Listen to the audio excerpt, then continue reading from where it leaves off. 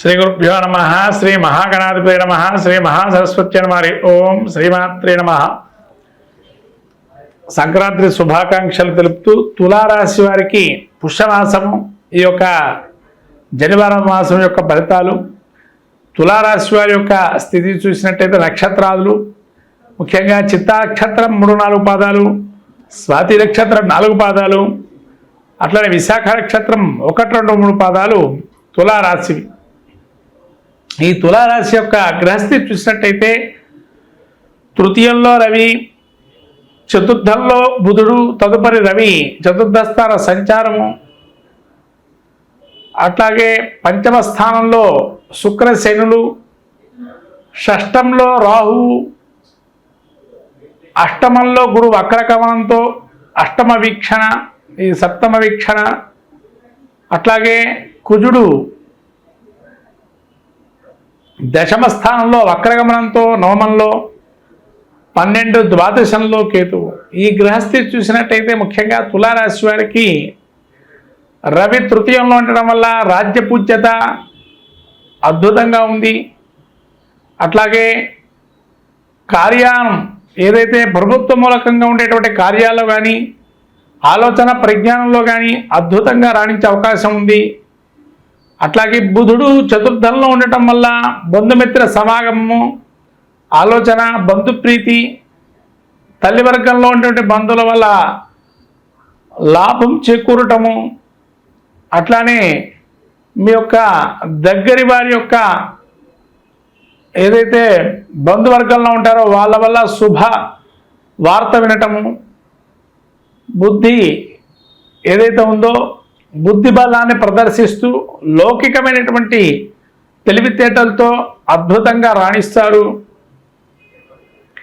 అట్లాగే ఈ యొక్క చతుర్థ స్థానమందు రవి సంచారం వల్ల, రవి బుధుల ఆలోచన వల్ల మీ యొక్క యోగాన్ని కూడా కలగజేస్తున్నది రవి బుధులు. అట్లనే శుక్రుడు శని పంచమ స్థానంలో సంచారం వల్ల సంతాన విషయంలో కొంత ఇబ్బందికరమైనటువంటి స్థితి కలుగుతుంది. శుక్రుడు పంచమంలో ఉండటం వల్ల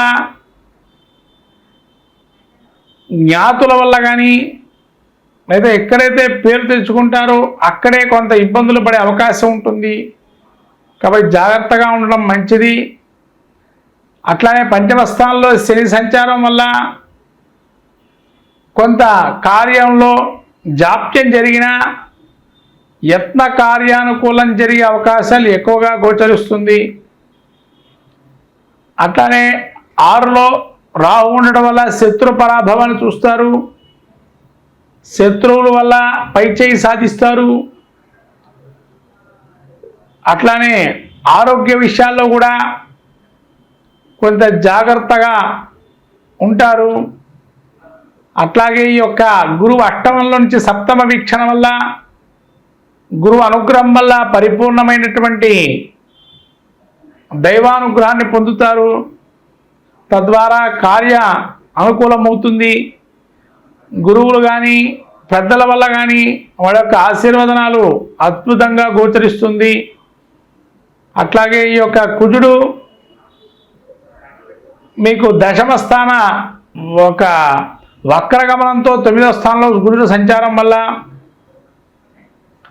స్థిరాస్తులు కానీ లేతే ధనం మూలకంగా కొన్ని విజయాలు సాధిస్తారు. అట్లాగే సోదర వర్గంలో ఉండేటువంటి వారి వల్ల కొంత అనుకూలమైన అంశంగా గోచరిస్తుంది. ఈ 9వ స్థానంలో కుజుడు యొక్క సంచారం వల్ల ధైర్య సాహసాలు, అట్లాగే కొంతవరకు ఈ భాగ్యస్థానంలో కుజ సంచారం వల్ల ఎక్కడికి వెళ్ళినా కొంత మంచి అనేది కలిగే అవకాశం ఉంటుంది. తద్వారా మీరు కార్యాన్ని జయించగలుగుతారు. ఈ కేతు 12లో ఉండడం వల్ల భక్తి జ్ఞాన ఆధ్యాత్మిక భావన, భక్తి పారవస్యము, తద్వారా దైవికమైన ఆలోచన చేయటం, యజ్ఞ యగాదులతో కూడా పాల్గొనటం, తీర్థక్షేత్ర దర్శనం చేయటం వల్ల మంచి ఫలితాలు పొందుతారు.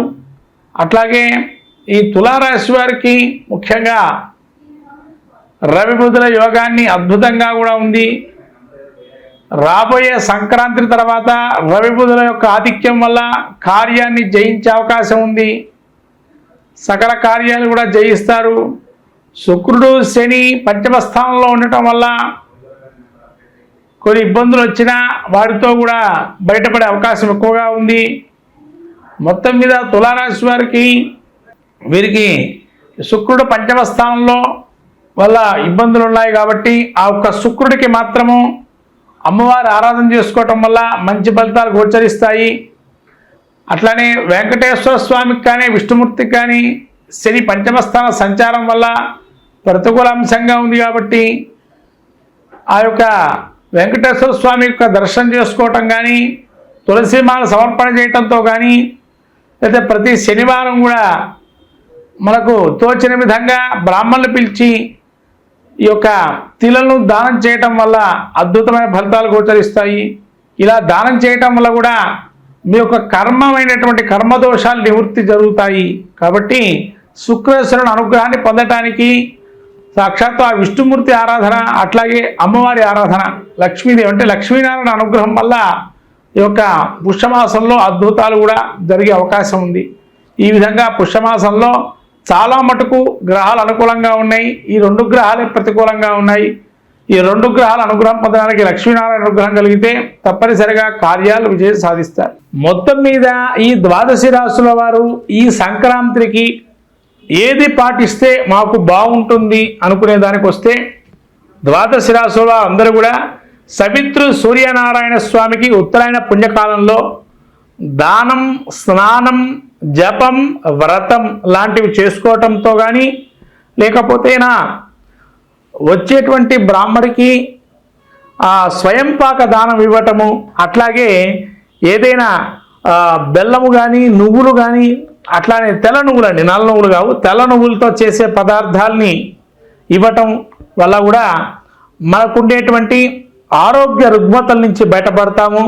అట్లానే కార్య సాఫల్యం పొందాలి అనుకున్న వారు ఎవరైతే ఉంటారో ప్రతి విజయాన్ని ప్రతి విషయంలో విజయం సాధించాలి అనుకునేటువంటి వారు ఈ యొక్క సూర్యనారాయణ స్వామి ఏదైతే సంక్రాంతి రోజు వాళ్ళు శక్తి కొలది జిల్లేడు పూలు కానీ జిల్లేడు ఆకును తీసుకొని ఆకు మీద మనకు ఏదైతే కోరిక ఉంటుందో దాన్ని ఎరుపు రంగు ఏదైనా పసుపు ఏదైతే మన కుంకుమ మిశ్రమం కానీ లేదా సున్నము అండ్ పసుపుని కలిపినటువంటి చూర్ణాన్ని తీసుకొని మంచిగా ఎర్రగా వచ్చేట్టుగా చేసి దానిలో సూర్యనారాయణ స్వామి బింబాన్ని దించి దానిలో మీరు కోరికని రాయటం కానీ లేకపోతేనా మీ కోరికని చెప్పి దాన్ని స్వస్తిక్ ఆకారం కానీ ఓంకారాన్ని కానీ రాసి ఆ సూర్యనారాయణ స్వామి బింబాన్ని దించి దానిలో ఆ సూర్యనారాయణ స్వామి అనుగ్రహాన్ని పొందటం వల్ల శత్రు జయాన్ని కూడా సూచిస్తుంది.